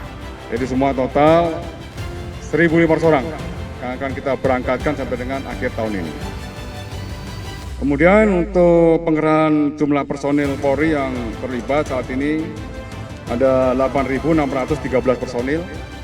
Ini masih terus akan dievaluasi oleh Pak Tamaok. Juga kita antisipasi untuk Januari 2026, Februari 2026 sudah dihitung semuanya. Nanti kebutuhan berapa akan kita tambah. Data ini nanti akan kita update kembali. Ada 159,35 ton bantuan yang sudah terdistribusikan ke Aceh, Sumut, dan Sumbar. Kemudian untuk sarana pendistribusian juga terus akan kita evaluasi. Ada 7 helikopter yang beroperasi di sana, kemudian 4 kapal yang beroperasi di sana, dan 2 pesawat dari Fokker dan CN kita PKU-kan di sana. Dari Jakarta, Fani Azul Hakim, Simpo TV melaporkan. Dari Polda Sumatera Utara hadir di tengah masyarakat terdampak bencana, tentunya untuk mendukung perayaan Natal 2025 dan Tahun Baru 2026. Polri juga memastikan ibadah berjalan aman dan hikmat dengan menyalurkan bantuan serta memperkuat pengamanan.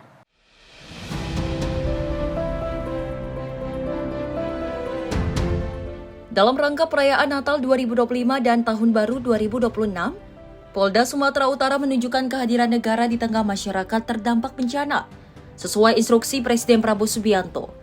Sejumlah posko pengungsian juga difungsikan sementara sebagai tempat ibadah. Polri memperkuat pengamanan dan bantuan kemanusiaan untuk memastikan perayaan Natal berlangsung aman dan hikmat. Bantuan pangan, perlengkapan, kebersihan, peralatan bangunan, serta sarana pendukung ibadah disalurkan merata, terutama ke lokasi terdampak yang digunakan sebagai tempat ibadah. Selain itu, Polri turut menggelar ibadah bersama di beberapa gereja terdampak dengan melibatkan tokoh agama dalam koordinasi persiapan.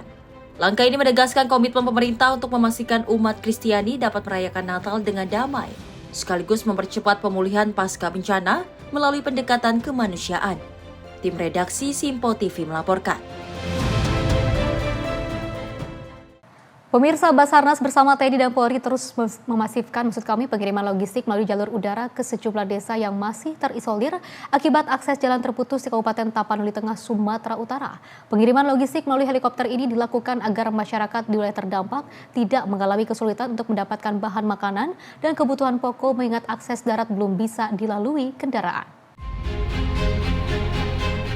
Tim gabungan dari Basarnas, TNI, dan Polri terus mendistribusikan bantuan logistik kepada korban bencana banjir bandang dan tanah longsor di Kabupaten Tapanuli Tengah. Logistik dikirimkan melalui jalur udara ke sejumlah desa yang hingga kini masih terisolir akibat putusnya akses jalan yang terdampak banjir bandang dan longsor beberapa pekan lalu. Pengiriman bantuan dengan menggunakan helikopter menjadi satu-satunya cara efektif untuk menjangkau wilayah tersebut, sekaligus memastikan warga tidak kekurangan logistik di tengah kondisi darurat. Kepala Basarnas Nia Sibolga dan Tapanuli Tengah, Putu Arga, menyebutkan hingga saat ini distribusi logistik telah dilakukan ke 8 desa di 4 kecamatan. Di antaranya Desa Saur Manggita dan Desa Said Kalangan 2 di Kecamatan Tuka, Desa Bonandolok, Desa Nagatimbul, Desa Simanigir, serta Kelurahan Nauli di Kecamatan Sitawis, Desa Sibio-Bio di Kecamatan Sibabangun, dan Desa Sialogo di Kecamatan Lumut. Selain distribusi logistik, tim gabungan juga masih melakukan operasi pencarian terhadap 40 orang yang dilaporkan hilang atau belum ditemukan akibat bencana banjir bandang dan tanah longsor di Tapanuli Tengah.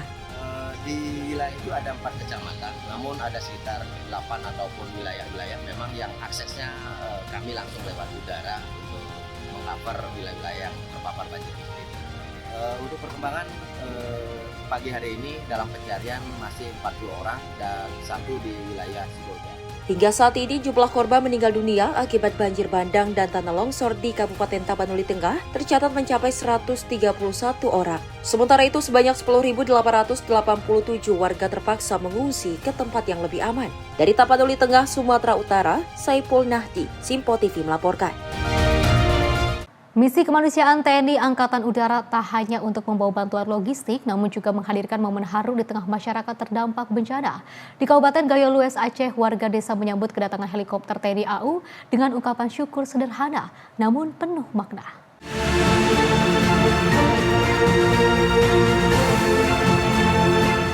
Akses jalur darat menuju Kecamatan Pening, Kabupaten Gayo Lues, hingga kini belum sepenuhnya dapat dilalui akibat dampak bencana. Kondisi tersebut membuat jalur udara menjadi pilihan utama dalam pendistribusian bantuan kemanusiaan. Selasa 23 Desember 2025, helikopter Karakal TNI Angkatan Udara mendarat di Desa Ekan, Kecamatan Pening. Sekitar 1.000 kg bantuan logistik berhasil disalurkan kepada warga desa untuk memenuhi kebutuhan dasar masyarakat terdampak. Usai proses penurunan logistik, terjadi momen haru saat sejumlah warga menyerahkan buah durian kepada awak helikopter TNI AU. Pemberian sederhana itu menjadi ungkapan rasa terima kasih dan syukur warga atas kehadiran negara di tengah keterbatasan dan kesulitan.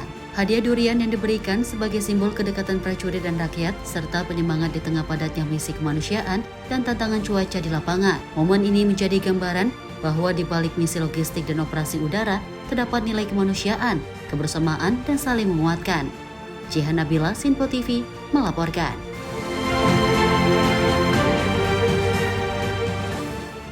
Pemirsa, pemerintah juga mempercepat pemulihan akses darat di wilayah Sumatera pasca bencana. Beberapa daerah bahkan telah pulih 100%, sementara titik kritis masih menjadi fokus perbaikan.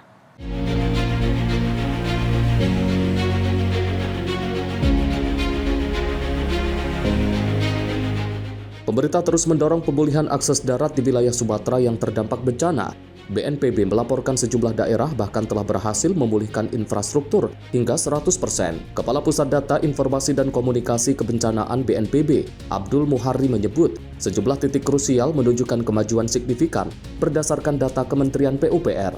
Pemulihan sektor darat difokuskan pada perbaikan jalan dan jembatan yang sempat terputus. Di Kabupaten Biren, Aceh, beberapa titik infrastruktur dilaporkan telah rampung sepenuhnya. Namun tantangan masih dihadapi di Kabupaten Bener Meriah dan Aceh Tengah, di mana akses kendaraan roda 4 belum sepenuhnya normal akibat longsor yang masih dalam proses pembersihan. Beberapa titik jembatan di dalam Kabupaten Biren ya sudah 100%. Kemudian ini Kutablang ini jalur timur yang merupakan prioritas penanganan karena menghubungkan antara Banda Aceh dan Medan. Bisa kita lihat bahwa ada beberapa jembatan yang sudah fungsional, Meredu, Tepin Mane, Alukulus, Rongka, Welhi, Lempahan, dan Mengkudu. Ini pada umumnya berada pada jalur penghubung antara Biren dan Bener Meriah. Ini merupakan jalur krusial karena salah satu titik atau ruas jalan yang kita harapkan nanti bisa segera terhubung. Kementerian PU menyampaikan bahwa ini targetnya hampir semua dari titik-titik jalan maupun jembatan ini akan diupayakan selesai tidak lebih dari akhir Desember.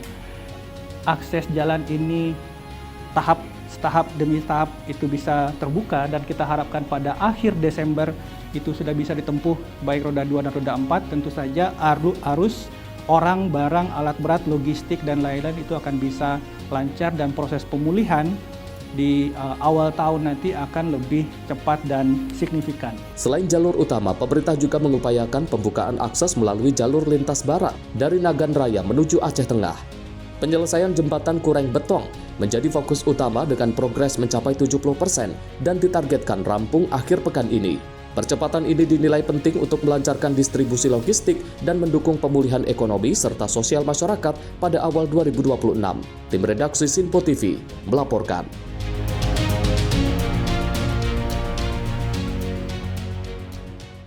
Pemirsa, pria Parubaya ditemukan tewas di dalam rumahnya. Informasinya usai jeda berikut ini.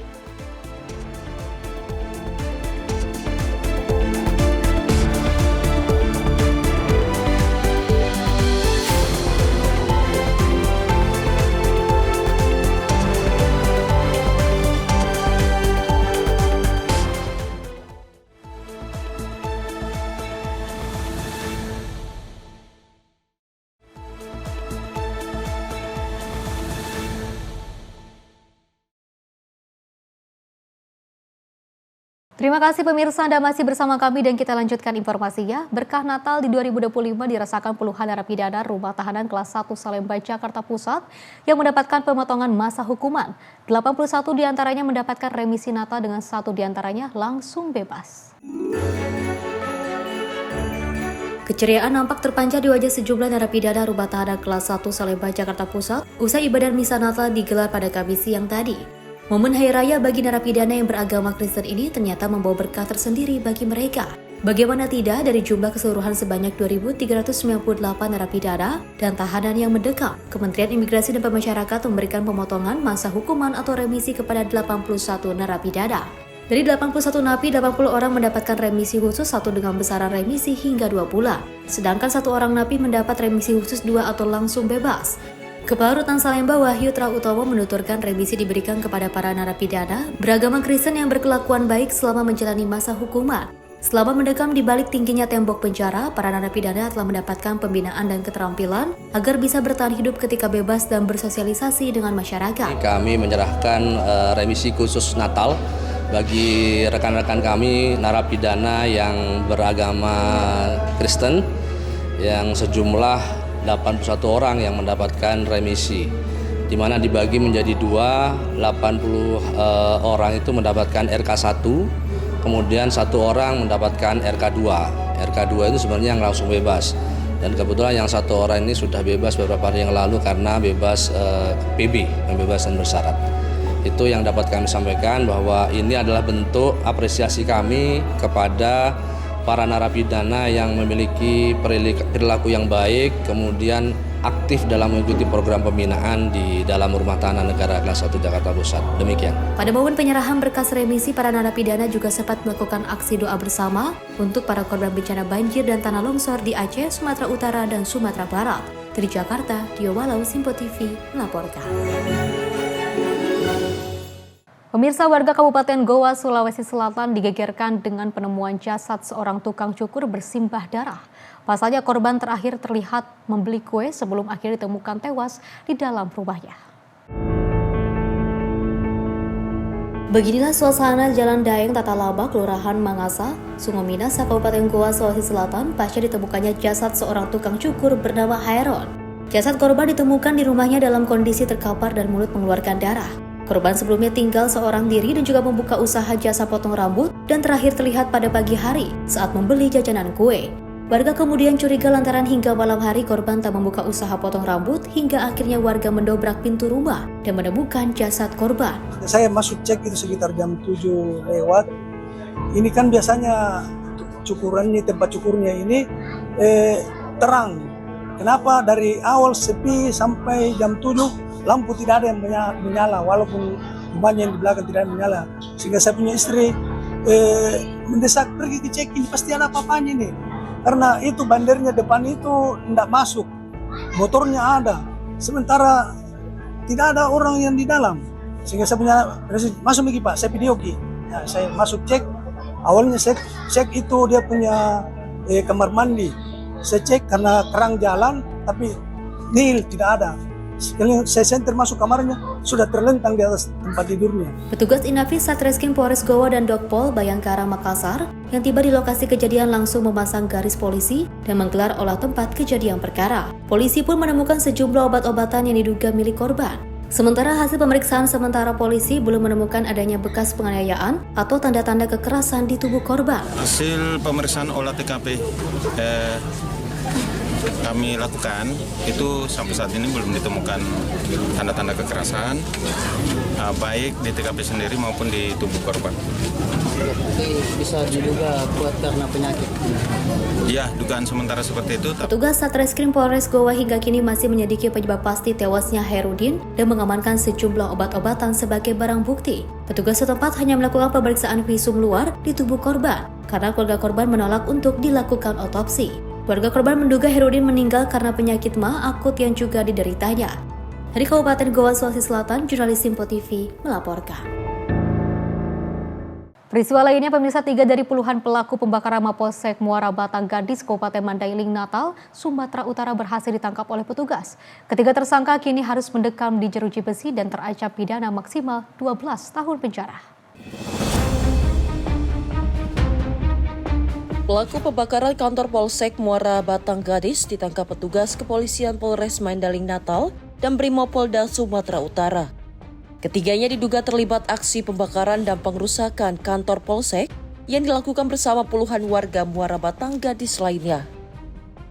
Selain ketiga pelaku, polisi juga hingga kini masih melakukan pencarian terhadap puluhan tersangka lain yang ikut terlibat dalam pembakaran kantor Polsek tersebut. Ketiga pelaku diketahui berperan dalam aksi pembakaran kantor Polsek Muara Batang Gadis. Selain melakukan pembakaran, mereka juga terlibat dalam aksi penjarahan barang dan beras bantuan yang ada di Polsek tersebut. Sebelumnya, Mapolsek Muara Batang Gadis dibakar massa akibat adanya isu tangkap lepas orang bandar narkoba yang dilakukan pihak kepolisian. Kesal dengan isu tersebut, ratusan massa mendatangi Polsek dan melakukan pengerusakan hingga pembakaran kantor Polsek, serta kendaraan dinas dan sepeda motor yang berada di areal Polsek. Selain itu, massa juga membakar rumah dinas polisi yang berada di kawasan Mapolsek hingga rata dengan tanah. Kapolsek Ibtu Akmaluddin SHMA membuat laporan polisi atas kejadian pembakaran atau pencurian atau secara bersama-sama melakukan kekerasan terhadap barang atau menghasut supaya melakukan perbuatan pidana dan atau turut serta melakukan perbuatan pidana pada Mako Polsek Muara Batang Gadis. Dan LP tersebut dilakukan proses penyidikan oleh tim gabungan Polres Madinah dan Ditkrimum Polda Sumut. Pada Rabu tanggal 24 Desember 2025 sekira pukul 5.00 subuh, tim gabungan Polres Madinah 1 Kompi Brimob, Ditkrimum Polda Sumatera Utara, Dit Narkoba Polda Sumatera Utara melakukan penindakan dengan cara melakukan penangkapan terhadap yang diduga sebagai pelaku dugaan tindak pidana yang sebagaimana saya sebutkan tadi. Kemudian berhasil mengamankan atas nama RN alias C, kemudian KSB alias K dan W alias C, yang mana ketiganya diduga telah ditetapkan sebagai tersangka dalam gelar perkara. Selanjutnya terhadap tersangka setelah dilakukan penangkapan dilakukan tes urin dan ditemukan hasil bahwa ketiga tersangka positif menggunakan narkotika. Menerangkan bahwa tersangka K melakukan pelemparan dengan menggunakan batu ke arah Mako Polsek Muara Batang Gadis serta asrama Polsek Muara Batang Gadis dan melakukan pengerusakan terhadap inventaris Polsek, lalu juga melakukan pencurian terhadap kipas angin yang menjadi inventaris Polsek Muara Batang Gadis serta pencurian beras yang merupakan bansos yang akan didistribusikan sebagai Polsek posko tangga bencana darurat yang akan dibagikan kepada masyarakat. Mengingat masih ada sejumlah tersangka lain yang belum tertangkap, para pelaku kini ditahan di Mapolres Mandailing Natal dan terancam pidana maksimal 12 tahun penjara. Dari Kabupaten Mandailing Natal, jurnalis Simpo TV melaporkan. Pemirsa, aparat kepolisian Polrestabes Kota Bandung mengamankan pelaku penjual emas palsu bersenjata airsoft gun yang juga beraksi di kawasan asrama polisi Jalan Sukajadi, Kota Bandung. Pelaku diamankan setelah ditangkap dan dihakimi korban dan warga usai ketahuan emas yang juga dijual pelaku adalah palsu. Astagfirullah.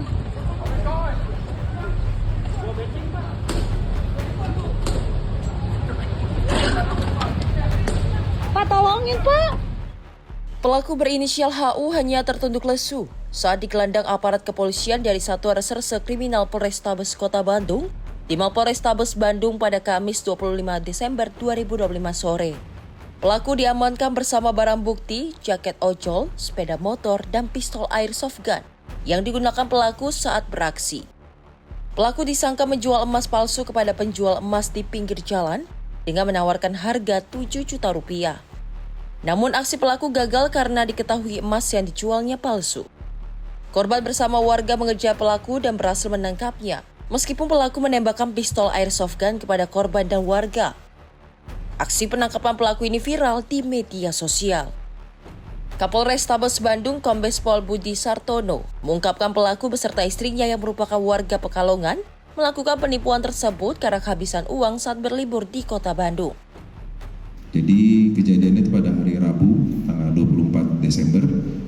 Jadi pada saat itu tersangka di belakang saya atas nama HJ itu dengan istrinya menjual emas di toko ataupun pedagang emas di pinggir jalan dengan menawarkan dengan harga 7 juta.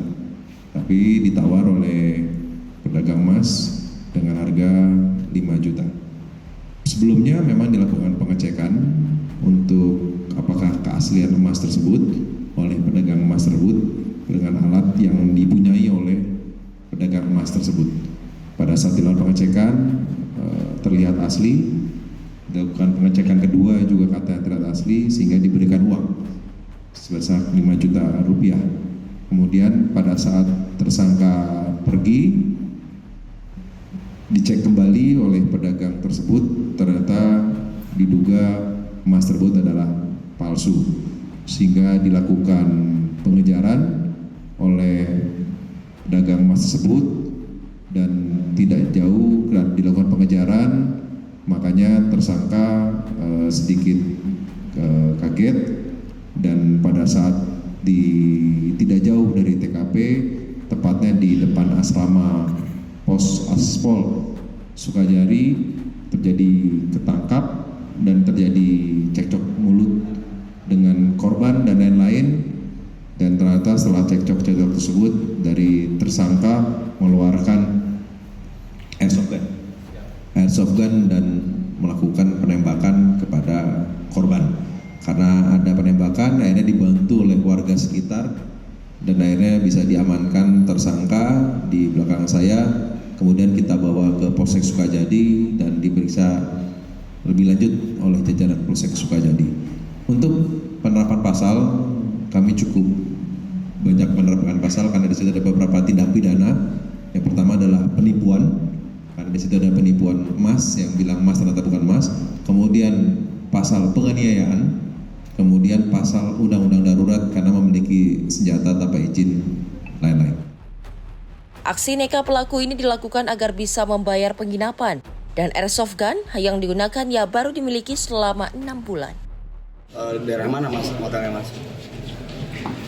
Masuknya dari mana sih? Lewat itu sih Pak, aplikasi, kurang paham aja sih. Cuma nyari yang harga murah aja. Itu udah direncanakan melakukan aksi itu mas? Enggak, cuma liburan aja sih. Tadinya rencana kan pas libur. Udah jaket online, terus udah bawa airsoft gun, itu buat apaan mas? Enggak, airsoft gun tadinya udah ada sih, udah sekitar 6 bulanan sih di saya itu. Iya, enggak maksudnya jaga-jaga aja. Jaga-jaga dari mana nih apa? Iya, jaga-jaga. Emang dari Pekalongan ke Bandung naik apaan? Naik kereta. Naik kereta. Emang rencananya liburan atau gimana? Liburan. Berapa hari rencananya? Kemarin booking hotel 3 hari sih. Udah berapa kali mas jual mas palsu gini? Atas perbuatannya, polisi menjerat pelaku dengan pasal 378 KUHP 170 dengan ancaman pidana di atas 5 tahun penjara. Dari Bandung, Jawa Barat, jurnalis Simpo TV melaporkan. Pemirsa, nekat nyambi berjualan sabu, seorang pedagang sate di kota Metro Lampung diciduk polisi bersama sahabat karibnya. Dari tangan kedua tersangka, polisi juga menyita total 26 paket sabu-sabu siap edar. Nih, mana lagi deh? Udah itu nanti rame lagi. Tim Kobra Satres Narkoba Polres Kota Metro Lampung mengamankan seorang pedagang sate berinisial OR di wilayah Kelurahan Metro, Kecamatan Metro Pusat. Tersangka ditangkap karena diduga menjadi pengedar sabu. Dalam penangkapan ini, petugas menemukan 5 paket kecil sabu dengan berat lebih dari 1 gram. Dari hasil interogasi, petugas kemudian melakukan pengembangan dan kembali mengamankan seorang pria berinisial NO yang diketahui merupakan sahabat sekaligus bandar sabu dari tersangka OR. Dalam penggerbekan NO, petugas menyita 21 paket kecil sabu-sabu, sehingga total barang bukti sabu yang diamankan dari kedua tersangka mencapai 26 paket siap edar. Dari masyarakat bahwasanya ada yang melakukan peredaran narkotika jenis sabu, kemudian kita melakukan penyelidikan dan mengarah kepada seorang yang inisialnya O, yang tinggal di Kelurahan Metro, Kecamatan Metro Pusat. Kemudian kami melakukan penggeledahan, di situ ditemukan 5 plastik klip berukuran kecil yang isi diduga narkotika jenis sabu. Kemudian dari situ kita melakukan interogasi, melakukan pengembangan bahwa sabu tersebut didapat dari si inisial N yang berada di Kelurahan Ganjaragung, Metro Barat. Jadi di sana kita dapat melakukan penggeledahan dan dapat 21 plastik klip yang berisi narkotika jenis sabu, kurang lebih gram. Saat ini kedua tersangka telah ditahan di sel tahanan Mapolres Kota Metro dan bakal dijerat pasal Undang-Undang Narkotika dengan ancaman hukuman pidana penjara maksimal 12 tahun. Dari Metro Lampung, jurnalis Simpo TV melaporkan. Selain itu, pemirsa, seorang pelaku pencuri kendaraan alat berat diamankan oleh warga dan aparat kepolisian Polres Metro Depok, Jawa Barat. Aksi nekat pelaku terjadi di kawasan Jalan Kalimulia Cilodong, Kota Depok, Jawa Barat. Seorang pria yang diduga sebagai pelaku pencurian kendaraan alat berat atau forklift diamankan warga dan aparat kepolisian ke kantor Polres Metro Depok, Jawa Barat. Pelaku diamankan karena kepergok sedang beraksi oleh pemilik forklift. Aksi nekat pelaku ini dilakukan seorang diri dengan menggunakan minibus bak terbuka yang dia sewa. Menurut keterangan saksi mata, Ojun mengatakan saat ditangkap massa yang geram sempat menghakimi pelaku sebelum pihak berwajib tiba di lokasi. Dia mau naikin power clip baru separoh, terus yang punya gudangnya kebetulan ini main ke sini, jadi ini ketahuan. Oh, tangkap basah. Iya. Nah, itu sempat ada polisi juga, Pak? Kalau polisi lama kesininya, ini dulu sama warga-warga sini nih, orang anak-anak di sini, ketahuan. Ya, udah lama manggil polisi. Oh, berarti diamankan dulu sama warga? Iya. Sempat babak belur nggak sih, Pak? Sempat. Oh, gitu. Sempat ditonjokin. Iya. Nah, itu berapa Pak pelakunya, Pak? Cuman satu sih, cuman dia nyewa mobil, berarti supir sama keneknya satu, berarti tiga orang. Nah, yang dua lagi? Yang dua lagi itu supir, supir sama keneknya. Dia nggak tahu apa-apa. Oh, dia cuma. Berarti taunya dia punya dia gitu, kalau supir. Itu alasannya kenapa sih Pak? Mau diambil, mau dijual gitu?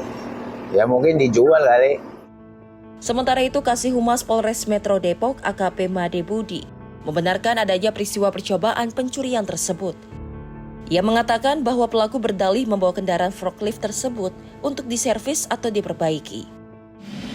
Ya, memang kita dapat informasi dan dapat laporan bahwa memang ada satu pelaku yang diamankan oleh warga tertangkap tangan ketika pelaku tersebut seolah-olah dia mendatangi forklift yang pada saat itu terparkir dengan alasan bahwa pelaku mengatakan forklift akan diservis.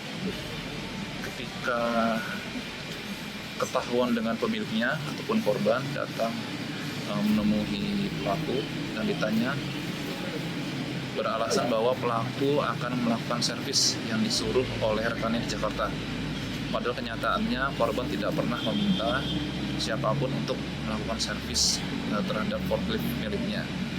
Kemudian setelah tertangkap tangan tersebut, kemudian korban mencoba untuk berteriak, meminta bantuan warga lainnya, dan warga lainnya datang, dan seketika itu juga pelaku dapat diamankan oleh warga. Pelaku sendiri? Ya, saat itu pelaku seorang diri dan sudah berhasil diamankan. Dia sempat katanya nyewa mobil bak bersama dua orang lainnya, itu bagaimana sih Pak Made tanggapannya? Ya, sesuai informasi yang didapat memang seperti itu, namun tentunya akan ada pengembangan lebih lanjut terkait kasus tersebut. Jadi baru satu dari pelaku yang berhasil kami amankan. Kini pelaku sudah berhasil diamankan pihak kepolisian dan dijerat dengan pasal pencurian. Sementara polisi masih melakukan pendalaman dan memeriksa beberapa saksi untuk mengetahui pasti motif pelaku pencurian tersebut. Dari Depok, Jawa Barat, jurnalis Simpo TV melaporkan. Pemirsa, libur Natal 2025 dan Tahun Baru 2026, pemerintah Provinsi Jawa Barat memutuskan mengambil langkah pembatasan dengan menghentikan sementara operasional angkutan kota di jalur puncak Kabupaten Bogor, Jawa Barat. Para sopir diberikan kompensasi Rp200.000 selama 4 hari.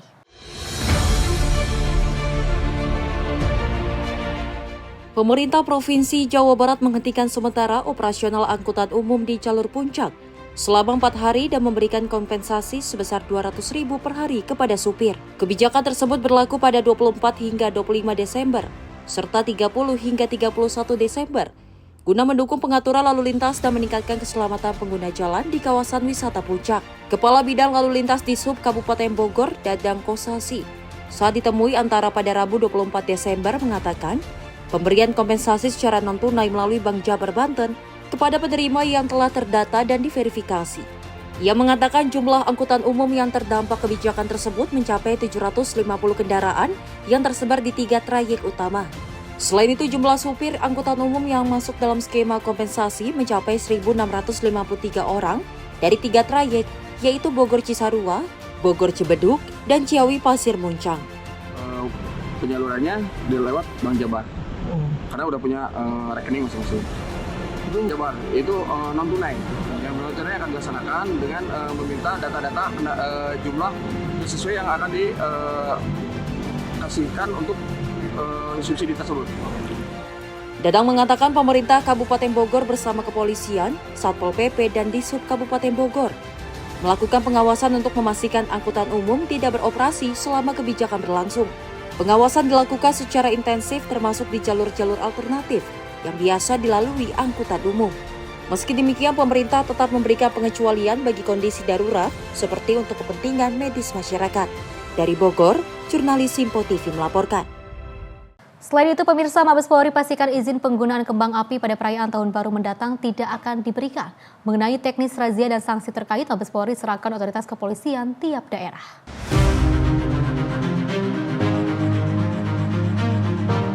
Kapolri Jenderal Polisi Listio Sigit Prabowo memastikan perayaan Tahun Baru menggunakan kembang api di setiap daerah di tanah air tidak akan diberi izin. Langkah ini dilakukan sebagai salah satu bentuk penghormatan atas bencana yang terjadi di Sumatera, khususnya di Provinsi Aceh, Sumatera Utara, dan Sumatera Barat. Hal ini disampaikan Listio saat meninjau arus mudik Nataru di Stasiun Pasar Senen, Jakarta, Selasa siang. Diketahui mengenai penerapan razia dan sanksi terkait aksi penggunaan kembang api ini, Listio menyerahkan otoritas tersebut kepada masing-masing kepolisian daerah di Indonesia. Harapan kita tentunya kita himbau kepada masyarakat agar kegiatan-kegiatannya lebih banyak digunakan untuk kegiatan-kegiatan yang bersifat doa untuk Sumatera, doa untuk negeri. Jadi kami tidak memberikan rekomendasi untuk penggunaan kembang api di akhir tahun karena kita tahu situasi saat ini semuanya sedang menghadapi situasi yang kita harapkan kita merasakan suasana kebatinan yang sama dan kita sama-sama mendoakan saudara-saudara kita yang sekarang terdampak bencana di Sumatera. Saya kira itu. Ya tentunya secara teknis nanti Polda yang akan menghimbau tapi yang jelas dari Mabes kita tidak memberikan izin untuk perayaan kembang api yang biasa dilaksanakan di tutup tahun. Dari Jakarta, Max Munte, Dava Rizkiano, Simpo TV melaporkan. Pemirsa, informasi tadi menutup perjumpaan kita hari ini. Saya Azhar, mewakili kru yang bertugas mengucapkan terima kasih. Selamat malam dan sampai jumpa.